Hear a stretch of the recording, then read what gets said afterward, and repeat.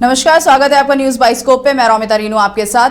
BPSC की 17वीं परीक्षा एक बार फिर विवादों में घिर गई है। परीक्षा के दौरान प्रश्न पत्र वितरण में देरी और छात्रों के साथ दुर्व्यवहार के गंभीर आरोप लगे हैं। छात्र नेता सौरभ कुमार ने बीपीएससी की कार्यप्रणाली पर सवाल खड़े करते हुए कहा कि परीक्षा केंद्रों पर 12:30 बजे तक कई छात्रों को प्रश्न पत्र नहीं मिले। इसके अलावा छात्रों के साथ हाथापाई और धमकी भरे व्यवहार का भी आरोप लगाया गया है। छात्र नेता सौरभ कुमार ने आरोप लगाया कि बीपीएससी की गरिमा पहले ही दांव पर है और इस बार भी पारदर्शिता पर गंभीर सवाल उठ रहे हैं। उन्होंने यह भी कहा कि पहले हुए पेपर लीक मामलों में कोई ठोस कार्रवाई नहीं हुई और अब बीपीएससी खुद अपनी जांच कर रही है, जो संदेह को और बढ़ा रही है। नमस्कार साथियों, जय हिंद। बीपीएससी की जो कार्य प्रणाली है और जिस प्रकार से 17वीं बीपीएससी पीटी परीक्षाएं हुई, पूरी तरीके से बीपीएससी द्वारा आयोजित इस परीक्षा में कई परीक्षा केंद्रों पर, खासकर पटना के जो बापू परीक्षा केंद्र है परिसर, उसमें जो अनियमितता बरती गई, जो जिस तरह के छात्र अभ्यर्थियों का विरोध देखने को मिला, पूरी तरीके से बीपीएससी की जो कार्य प्रणाली है और बीपीएससी के काम करने का जो तौर तरीका है, घोर लापरवाही जो है वो सामने आया है। और निश्चित रूप से बीपीएससी द्वारा बीपीएससी चेयरमैन जो रवि परमार मनु भाई है, उनके द्वारा लगातार ये छात्र अभ्यर्थियों को धमकी दिया जा रहा है कि हमने चिन्हित कर लिया है, 50 से 60 छात्रों पर एफआईआर की गई है। और पूरी तरीके से इस बात को चिन्हित समझ में ये नहीं आ रहा है बीपीएससी को कि आखिर इस तरह की समस्याओं से समाधान कैसे हो, समस्याओं का सामना कैसे कर सके।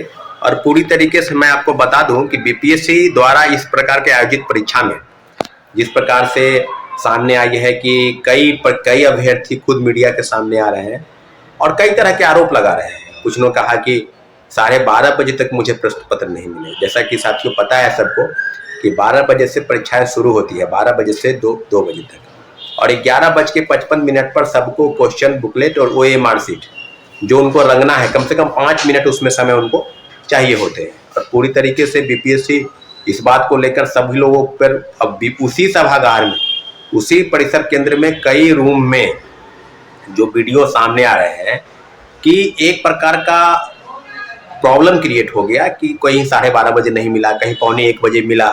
कई अभ्यर्थी इसका विरोध करने लगे, कुछ कह रहे हैं कि दूसरे रूम में पहले ही दे दिया गया था। कई तरह के आरोप हैं।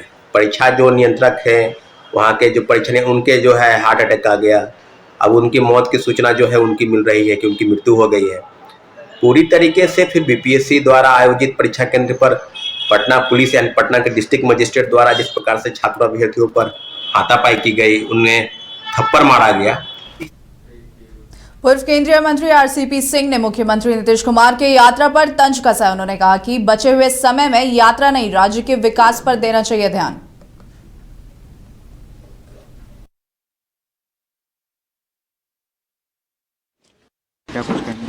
देखिए, लौह पुरुष भारत रत्न सरदार पटेल की आज पुण्यतिथि है। 15 दिसंबर 1950 को उन्होंने अपना देह त्यागा था। और सरदार पटेल का पूरा जो जीवन है ना, वो प्रेरणाओं से भरा हुआ है।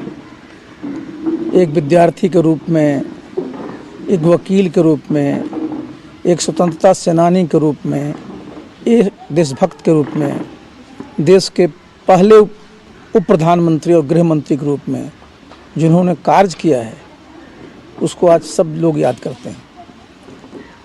आज देश में इतनी बड़ी जो सिविल सेवा है, चाहे वो आईएएस की सेवा हो, आईपीएस की सेवा हो, सेंट्रल सर्विसेज की सेवा हो, सबके जनक सरदार पटेल ही रहे। सरदार पटेल की सोच बहुत बड़ी थी। और आज जो भी आप भारतवर्ष का नक्शा देखते हैं, सरदार पटेल के योगदान के चलते ही 565 रियासतों का विलय हुआ था भारतवर्ष में। एक समझिए सहकार के रूप में भी, जिसको हम कहते हैं कोऑपरेटिव मैन के रूप में भी, आज पूरा का पूरा जो आप देश भर में देखते हैं, जो मदर डेयरी का और जो कोऑपरेटिव का जो सेक्टर है, इसकी शुरुआत भी सरदार पटेल ने ही कराई थी। और आज जो भी पाकिस्तान के साथ या चीन के साथ जो हमारी समस्याएं हैं, सरदार पटेल ने उस समय ही तत्कालीन प्रधानमंत्री नेहरू जी को चेताया था, और अगर सरदार पटेल के सुझाव पर तत्कालीन सरकार ने काम किया होता तो आज भारत का नक्शा और होता है। आगामी विधानसभा चुनाव को लेकर एनडीए घटक दल के प्रदेश अध्यक्ष 15 जनवरी से यात्रा पर निकलने वाले हैं, जिसको लेकर जदयू प्रदेश प्रवक्ता हिमराज ने कहा कि एनडीए घटक दल के तमाम प्रदेश अध्यक्ष एक साथ मिलकर समन्वय स्थापित करने के लिए यात्रा पर निकल रहे हैं। ये गठबंधन ने ऐलान किया है कि 2025 का विधानसभा का चुनाव नीतीश कुमार जी के नेतृत्व में लड़ा जाएगा और 225 से ज़्यादा सीट जीतने का लक्ष्य रखा गया है, और इस लक्ष्य को प्राप्त करने के लिए बड़ी मेहनत कर रहे हैं लोग। हमारे एनडीए गठबंधन के सभी साथी गांव-गांव तक, बूथ स्तर तक इसके लिए अपना जो काम करना चाहिए उसमें बड़ी लगन और मेहनत के साथ काम कर रहे हैं, जुटे हुए हैं। समन्वय क्या बनी रहेगी? समन्वय तो बना हुआ है और बना रहेगा। एनडीए के साथ हम लोगों का नेचुरल गठबंधन है, कोई नया गठबंधन नहीं है। और ये एनडीए की सरकार बिहार में नीतीश कुमार जी के नेतृत्व में जो चल रहा है, ये मजबूती के साथ चल रहा है और एक मजबूत गठबंधन है, और बिहार के लोगों के लिए एक अच्छा स्वर्णिम अवसर है, चूँकि केंद्र में भी एनडीए की सरकार है जिसका नेतृत्व मोदी जी कर रहे हैं, और बिहार में जो